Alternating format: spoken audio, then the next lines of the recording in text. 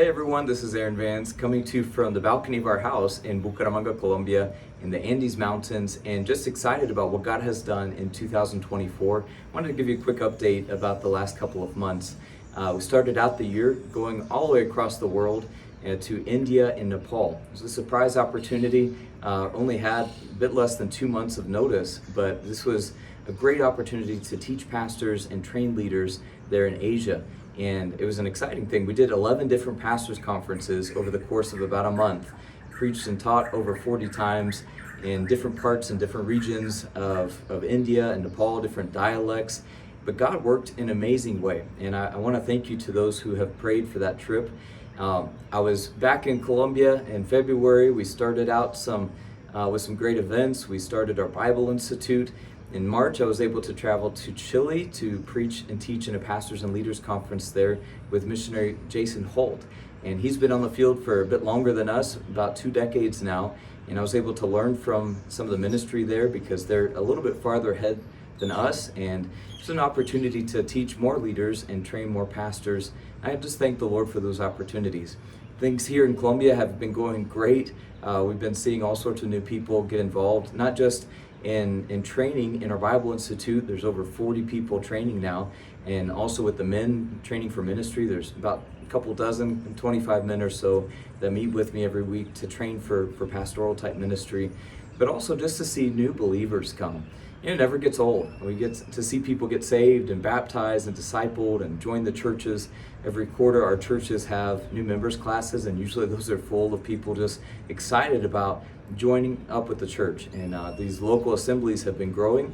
The churches we've been able to start here in Colombia, many of them are autonomous now, and we go in sometimes to visit as kind of like a grandparent would go to visit their children. The house is running great. We see people growing and learning.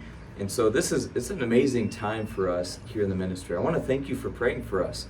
The church that we're currently working in is a little bit over 3 years old. It's Agape Baptist Church. And this church has grown really the greatest of all of them. And we had this opportunity to purchase the building that we've been renting. I've talked to you about this before, and we praise the Lord that our initial fundraising goal has been met. It's just a great praise.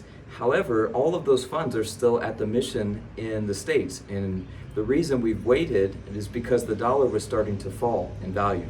So about a year ago, the dollar was coming down, and it dropped drastically from 1 month to the next, but it's continued to fall. And we're actually about 25% down from what it was at the beginning of last year. And I want you to pray about this because it's a great opportunity. We've already started the paperwork process.